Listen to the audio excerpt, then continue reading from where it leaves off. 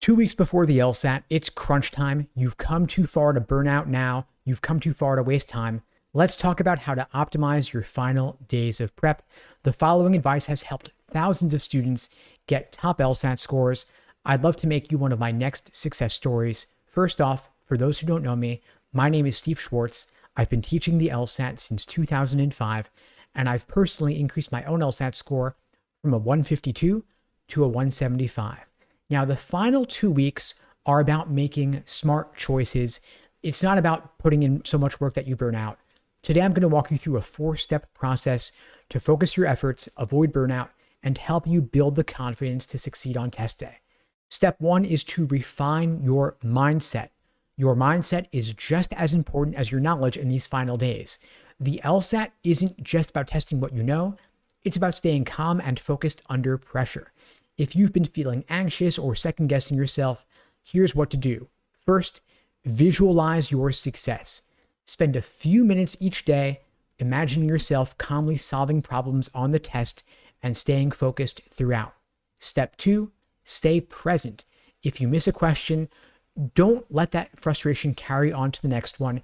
Think of each question as a fresh start. And finally, stop chasing perfection. You don't need a perfect score. You don't need to get a 180, although it'd be nice, of course. Instead, focus on doing your best in the moment, because the students who get the highest LSAT scores on test day aren't the ones who never make mistakes. There's nobody like that, not even me. They're the ones who recover quickly and stay in control throughout the exam. So again, step 1 here is to refine your mindset. Step 2, quality over quantity.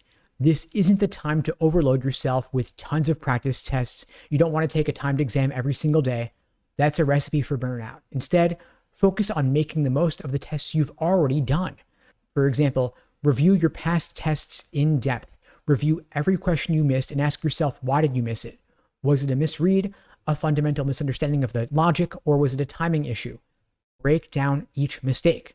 This is where the Socratic review method comes into play. Analyze whether your misunderstanding came from the stimulus or the passage, the question stem, or the answer choices. Look for the patterns in the mistakes you're making and why, so you can learn from them and avoid making them again. And of course, as I said, don't take a timed exam every single day. 1 or 2 exams a week is plenty at this late date. You might even want to focus more on taking individual timed sections to work on your pacing, and maybe even just smaller sets of 5-10 questions here or there to target your specific weak areas. Again, your goal here is to be precise in your review, precise in your studying, not to throw a ton of volume at it and see what sticks.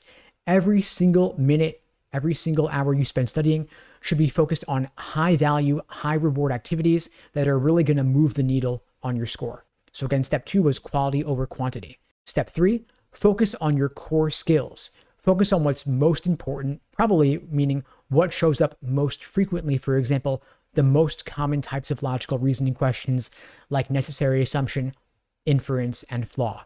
Don't waste your time on the rare types that hardly ever show up, like evaluate the argument or parallel reasoning that shows up only a couple of times per exam. Focus on the types that are going to give you a bigger bang for your buck. Secondly, work on your pacing.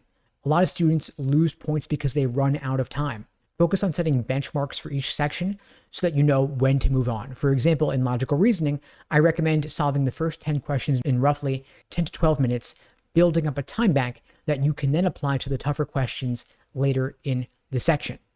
In reading comprehension, focus on your ability to quickly identify the main point, the primary purpose, and the author's opinion. Don't get bogged down in the details. So again, step 3 here was focus on your core skills. Step 4, focus on self-care. To be at your best on LSAT test day and to achieve your fullest potential, you want to make sure that you're solid on sleep, diet, exercise, and relaxation. You want to aim to get 7 to 8 hours of sleep each night so that you're feeling sharp and energetic. Don't eat junk food. Don't drink alcohol.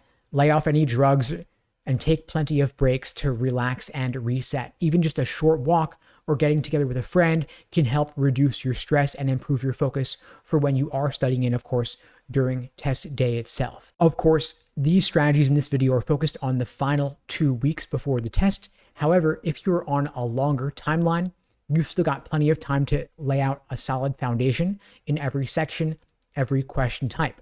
One thing we do at LSAT Unplugged is we create personalized day-by-day study plans for all of our students whenever you're taking the LSAT.